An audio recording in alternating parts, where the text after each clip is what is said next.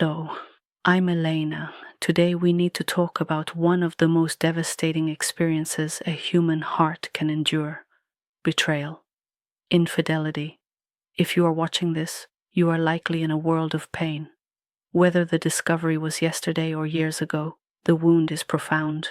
For the one who was betrayed, your world has been turned upside down. The person who was your safe harbor has become the source of your greatest danger. For the one who was unfaithful, you may be drowning in a sea of guilt, shame, and a desperate fear that you have destroyed everything you hold dear. I want you to take a breath. In my years of counseling couples walking through this fire, I know that the first thing you need to hear is that your feelings are valid. The rage, the confusion, the heartbreak, it's all a normal response to a traumatic event. Many people will tell you to just move on or get over it. That is not what we are going to do here. Today, we are going to create a realistic, honest roadmap for healing. This is not a quick fix. It is a guide to navigating the darkness. We will cover the essential first steps, the distinct roles both partners must play in the healing process, and how, if you both choose, to build a new, stronger relationship from the ashes. A critical note before we begin: this advice is for relationships where both partners are committed to healing in a safe environment. If the infidelity is part of a larger pattern of abuse, manipulation, or disrespect, your priority must be your safety. Please seek guidance from a qualified therapist or a domestic abuse support organization. The immediate aftermath: emotional first aid. In the first hours and days after the discovery, you are in crisis mode. Your only job is to get through it without causing more damage. For the betrayed partner, your system is in shock. You need to focus on emotional first aid.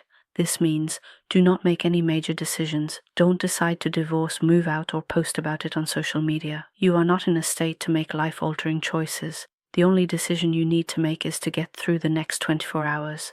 Lean on a trusted, neutral support system. This should be one or two people who can listen without judgment and without pouring gasoline on the fire. A therapist is ideal. Allow yourself to feel. You have every right to be angry, to cry, to be numb. Do not let anyone, including your partner, tell you how you should be feeling. For the unfaithful partner, your immediate role is to be a first responder to the pain you caused. This is not the time to defend yourself or explain. Your actions must be focused on creating stability. End the affair completely. This is non-negotiable. All contact must be severed immediately, and you must be willing to provide proof of this termination. Answer the initial questions. Your partner will have questions. You must answer them honestly. However, as I mentioned in one of our shorts, avoid giving graphic sexual details. Answer questions about the timeline and emotional involvement, but protect your partner from traumatic imagery. Take full responsibility. Do not blame your partner or the marriage. Even if there were problems, the choice to cheat was yours alone. You must own it completely. Start with, I have no excuse. This is my fault. The unfaithful partner's burden, the anatomy of a true apology. The journey of rebuilding cannot begin until the unfaithful partner moves beyond a simple, I'm sorry, and offers true, deep remorse. Many of the couples I counsel remain stuck here because this step is done poorly. A true apology has 5 parts, and it must be repeated as often as needed. Instead of just saying, I'm sorry, I want you to use this framework. Say these words: I am sorry for the specific pain I caused. You must name it. I am sorry for lying to you every day for 6 months. I am sorry for breaking our vows and for the humiliation I caused you. This is what I was thinking, feeling at the time, which led to my terrible choices. This is not an excuse. This is an explanation of your broken thinking. I was feeling insecure and lonely, and instead of turning toward you, I selfishly sought validation elsewhere. I understand now how deeply my actions hurt you. You must articulate their pain. I realize that by doing this, I shattered your sense of safety in the world. I made you question your reality and your worth. That is a devastating burden, and I put it on you. This is what I am doing to ensure I will never make such a destructive choice again. This is where action comes in. I have started individual therapy to understand my brokenness. I have put a filter on my computer. I am willing to share my location with you. I am asking for a chance to earn back your trust, but I understand that is a gift you may not be able to give me. This releases them from the pressure to forgive and shows you respect their process. This is the hard, painful work that is required. It's not a one-time conversation, it's a new way of communicating.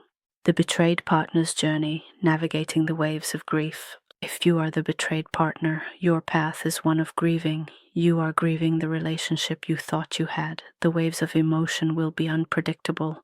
One day you may feel hopeful, the next you're consumed by rage. This is normal. Your primary job is to focus on your own healing, and that involves setting clear boundaries. You have the right to ask for what you need to feel safe. This could mean access to phone records, location sharing, or a promise of radical honesty moving forward. This is not about punishment, it's about the unfaithful partner rebuilding the walls of the home they tore down. This period of transparency should not last forever, but it is essential in the beginning. You must resist becoming an obsessive detective. While you deserve answers, rereading old texts or constantly replaying the timeline in your head will keep you trapped in the trauma. Set aside a specific time to talk about the affair with your partner, and outside of that time, practice redirecting your thoughts. Focus on self-care. Trauma is stored in the body. Gentle exercise, good nutrition, and adequate sleep are not luxuries. They are essential to your recovery. A question many women ask me is, how will I ever trust them again? The answer is, you don't have to trust them right now. Your job is to decide if they are behaving in a trustworthy manner, day by day. Trust is not a decision. It's a byproduct of consistent, trustworthy actions over a long period of time. Building the second marriage, a new contract. Imagine your trust was a beautiful crystal vase. The affair didn't just crack it, it shattered it on the floor. You can't just glue it back together. The cracks will always be there. The only path forward is to gather the pieces and together create a new mosaic, something different but perhaps even stronger for having survived the break. This means creating a second marriage with a new contract. This involves understanding the why. As a couple, you must explore what vulnerabilities in the relationship and within the unfaithful partner allowed the affair to happen. This often requires the help of a good couples therapist, creating new rules of engagement. How will you handle conflict differently now? How will you nurture emotional intimacy? What new boundaries need to be in place around friendships or social media? Rebuilding shared meaning. You must consciously create new, positive memories together to slowly outweigh the trauma of the past. Start with small, low-pressure activities. This is a long, slow process. For many couples, it takes at least 2 years to feel a new sense of normalcy. There will be good days and bad days. There will be triggers. But if both partners are committed to this hard work, it is possible to emerge with a relationship that is more honest, more self-aware, and more resilient than the one you had before. The path to healing from betrayal is one of the most difficult journeys a couple can take. It requires brutal honesty, profound humility, and a level of courage you may not think you possess. Please know this. Whether you stay together or separate, you can heal from this. Your worth as a person has not been diminished. For the betrayed, their actions are a reflection of their own brokenness, not your value. For the unfaithful, your actions are a part of your story, but they do not have to be the end of it. Redemption is possible through rigorous, honest work. Be patient with the process. Be compassionate with yourselves. And know that you are not alone on this path. Thank you for your courage in watching this video today. If it provided you with any clarity or comfort, please click the like button. It helps this information reach others who are navigating this same pain. This is a topic that thrives on shared wisdom. In the comments below, without sharing overly personal details, please share one thing that helped you get through a day when you were healing from a broken heart. Your small act of sharing can be a lifeline for someone else. For more deep dives into the complexities of relationships, please subscribe to the channel and hit the notification bell.